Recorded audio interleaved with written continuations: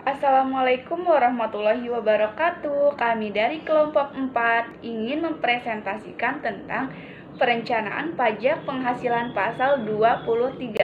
Sebelumnya kami akan memperkenalkan diri kami terlebih dahulu. Nama saya Lisa Rahmawati. Lalu ada rekan saya Triati Anitasari dan Wiwit Sartianingrum. Lalu materi awal yang akan kita bahas yaitu latar belakang dari perencanaan pajak penghasilan pasal 23. Nah, latar belakangnya yaitu ketentuan dalam pasal 23 Undang-Undang PPH mengatur pemotongan pajak atas penghasilan yang diterima atau diperoleh wajib pajak dalam negeri dan bentuk usaha tetap yang berasal dari modal, penyerahan jasa, atau penyelenggaraan kegiatan yang dipotong oleh pajak penghasilan pasal 21 yang disediakan untuk dibayarkan atau telah jatuh tempo pembayarannya oleh badan pemerintah, subjek pajak, badan dalam negeri, penyelenggaraan kegiatan, bentuk usaha tetap, atau perwakilan perusahaan luar negeri lainnya. Nah, pembahasan selanjutnya yaitu tentang memahami siapa saja pemotong PPH pasal 23. Pemotongan PPH pasal 23 dilakukan jika ada pemberian penghasilan yang menjadi objek pemotongan PPH pasal 23 kepada wajib pajak dalam negeri atau bentuk usaha tetap. Ini berarti bahwa jika ada pemberian penghasilan kepada wajib pajak luar negeri, pemotongan PPH-nya tidak mengacu pada Pasal 23 Undang-Undang PPH tahun 2008. Kelalaian di dalam pemotongan PPH akan berakibat sanksi administrasi. Pembahasan selanjutnya yaitu tentang mencermati objek dan tarif pemotongan PPH pasal 23.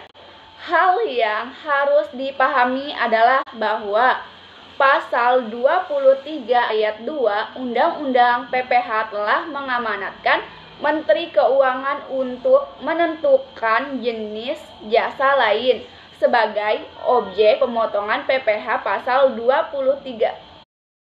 Lalu ada objek dan tarif. Di dalam praktik, pemotongan PPH pasal 23 memiliki kompleksitas tersendiri. Permasalahan yang dihadapi sangat bervariasi, meskipun tarif pajaknya telah disederhanakan menjadi 15% dan 2% dari penghasilan bruto. Non-objek pemotongan PPH pasal 23. Sesuai dengan pasal 23 ayat 4 Undang-Undang PPH, pemotongan PPH tidak dilakukan atau penghasilan 1. Penghasilan yang dibayarkan atau terutang kepada bank. 2. Sewa yang dibayarkan atau terutang sehubungan dengan sewa guna usaha dengan hak opsi. 3. Dividen yang bukan merupakan objek pajak sebagaimana dimaksud dalam pasal 4 ayat 3 huruf F Undang-Undang PPH dan dividen yang diterima oleh orang pribadi sebagaimana dimaksud dalam pasal 17 ayat 2C Undang-Undang PPH 2008. Menentukan jumlah bruto sebagai dasar pengenaan PPH pasal 23. Di dalam praktik, sering muncul permasalahan dalam penetapan pemotongan PPH pasal 23. Permasalahan tersebut berdasarkan pada penentuan imbalan bruto untuk pengertian jumlah bruto yang menjadi dasar pengenaan PPH pasal 23. Dirjen Pajak telah menerbitkan penegasan melalui surat edaran. Selanjutnya, penegasan tersebut dipertegas lagi dengan peraturan Menteri Keuangan. Mencermati penghasilan sewa lain sehubungan dengan penggunaan harta. Dalam ketentuan perpajakan, objek dipotong PPH sesuai dengan jenis harta yang digunakan.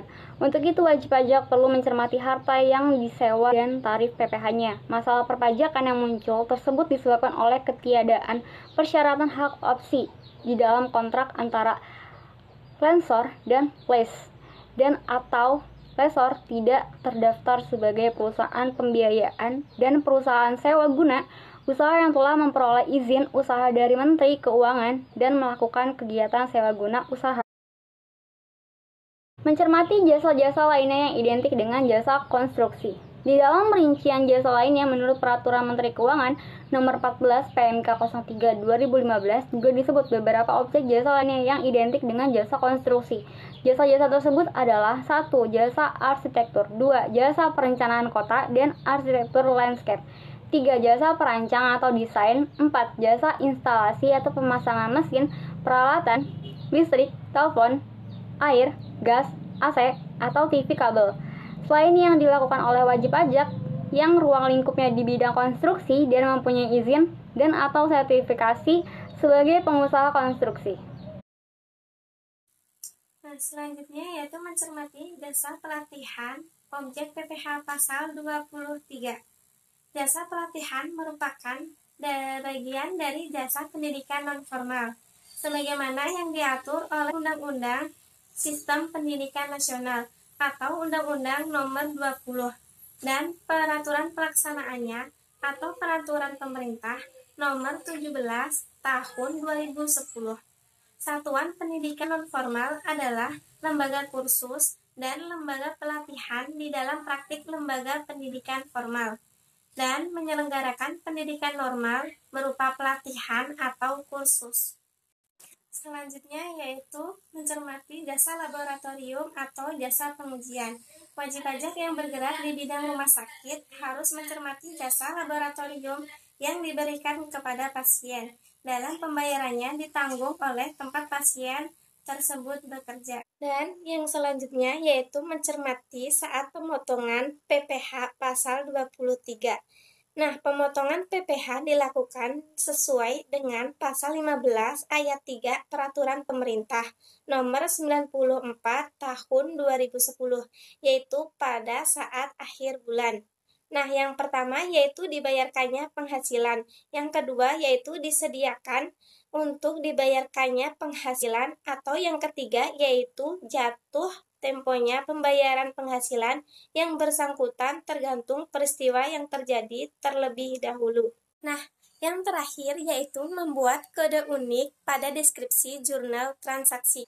Untuk mendukung langkah ekualisasi objek pajak PPh pasal 23 dan akun buku besar, wajib pajak dapat memberikan kode unik dan deskripsi transaksi setiap jurnal panjang transaksi tersebut terkait dengan objek PPh pasal 23. Kode unik tersebut misalnya adalah pagar 23.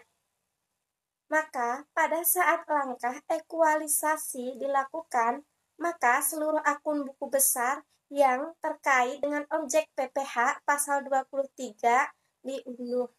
Berdasarkan pembahasan pada hari ini, dapat kami simpulkan bahwa ada pemotongan PPh pasal 23 wajib dilakukan oleh entitas, yaitu badan pemerintah, subjek pajak badan dalam negeri, penyelenggara dalam kegiatan, bentuk usaha tetap, atau perwakilan perusahaan luar negeri lainnya.